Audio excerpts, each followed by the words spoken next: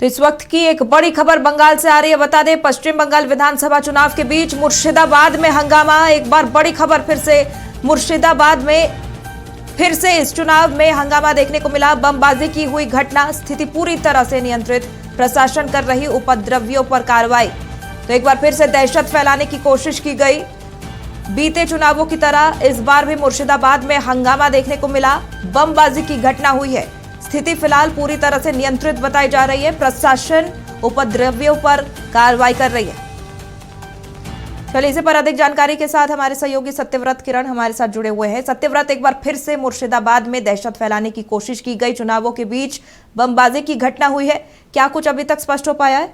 देखिए, बिल्कुल सही कहा आपने कि चुनाव आयोग लगातार अपने स्तर से यह कोशिश कर रहा है कि शांतिपूर्वक तरीके से पश्चिम बंगाल में मतदान कराया जाए। आप देखिए कि जिन 16 जिलों में पहले चरण में मतदान हो रहा है, सबसे ज्यादा जो सुरक्षा कर्मियों की तैनाती है वो मुर्शिदाबाद में की गई है। बावजूद उसके जो कुछ उपद्रवी हैं, जो जिनका मनोबल इतना बढ़ा हुआ है कि आप समझिए कि आज मतदान के दिन जो है वो हंगामा किया गया। जो सूचना आ रही है कि बम छोड़े गए हैं, यानी कि बमबाजी की घटना घटी है। फिलहाल अगर बात करें तो स्थिति पूरी तरह से नियंत्रित है। प्रशासन लगातार उन उपद्रवियों को जो है वो चिन्हित कर रहा है, उन पर कार्रवाई की जा रही है। क्योंकि आपको पता है कि इस तरह की जो आशंका है वो पहले से प्रशासन के लोगों को थी, चुनाव आयोग की टीम को थी, इसीलिए पूरी तरह से तैयारियां की गई थी।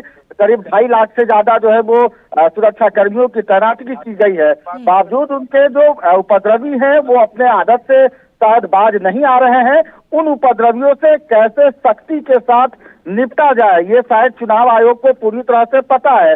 उन उपद्रवियों को चिन्हित किया जा रहा है, उन पर कार्रवाई की जा रही है। और इस हंगामे के बाद भी जो है वो फिलहाल मतदान की जो प्रक्रिया है वो कहीं से प्रभावित नहीं हुई है। यानी कि मतदाता आराम से अपने मताधिकार का प्रयोग कर रहे हैं। लेकिन जिन उपद्रवियों ने माहौल को खराब करने की कोशिश की है उन्हें चिन्हित किया जा रहा है। कईयों की गिरफ्तारी हुई है और कई लोगों की और गिरफ्तारी होनी है। यानी कि प्रशासन अपने तरफ से पूरी तरह से मुस्तैद है उन उपद्रवियों पर कार्रवाई करने के लिए। चलिए सत्यव्रत, इसमें अच्छी बात यह है कि मतदान में किसी प्रकार का खलल नहीं पड़ा है। बहुत बहुत धन्यवाद तमाम जानकारी के लिए।